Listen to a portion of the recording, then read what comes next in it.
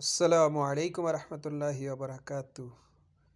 ভাই, এই দুনিয়াটা যে কত স্বার্থপর।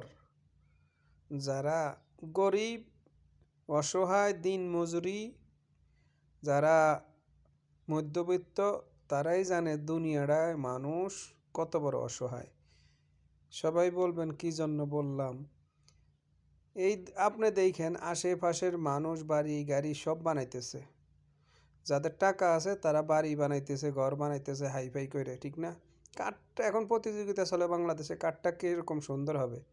কিন্তু আপনি কি একবারও চিন্তা করছেন এই বাড়ি গাড়ি এত সুন্দর করে বানাইলেন, কিন্তু বেশি দিন আপনি থাকতে পারলেন না। কার জন্য বানাইলেন? আহা দুনিয়া।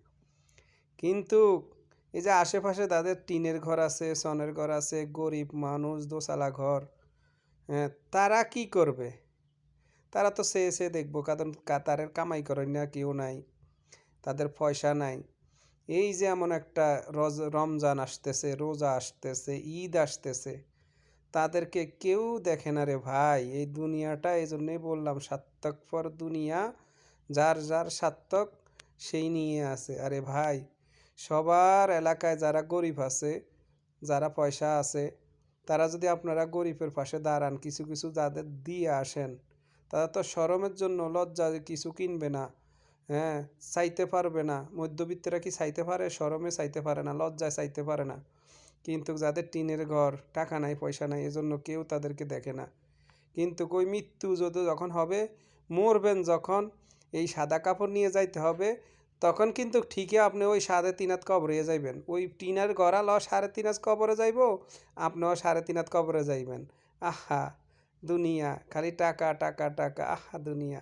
এজন্য বলি টিনের গলাদের কেউ নাই দেখা মধ্যবিত্তরা চাইতে পারে না, খুঁজতে পারে না, হাত পাততে পারে না, এজন্য কেউ ভালোবাসে না, কেউ যাই দিয়ে আসে না। আরে ভাই, আপনারা দান করলে আল্লাহ তো আপনারা দানের হাত বাড়াইয়া দিব, ঠিক না? সবাই সবাইকে ভালোবাসবেন। এই রোজা আসতেছে, রমজান আসতেছে, কেউ চাইতে পারবে না। যাদের কেউ নাই তাদেরকে সহযোগিতা করবেন। ভাই, সহযোগিতা করলে মানুষ ছোট হয় না, বড় হয়। আল্লাহই বড় করে। আর দুনিয়াতে কিছুই থাকবে না, কিছুই থাকবে না, সবে চলে যেতে হবে। যে ফকির সেও 3.5 হাত কবর, যে বড় লোক সেও 3.5 হাত কবর। তাই ভালো থাকবেন। ভিডিওটা ভালো লাগলে কথাগুলো অন্য মানুষকে শোনার জন্য শেয়ার করে দিবেন। আসসালামু আলাইকুম।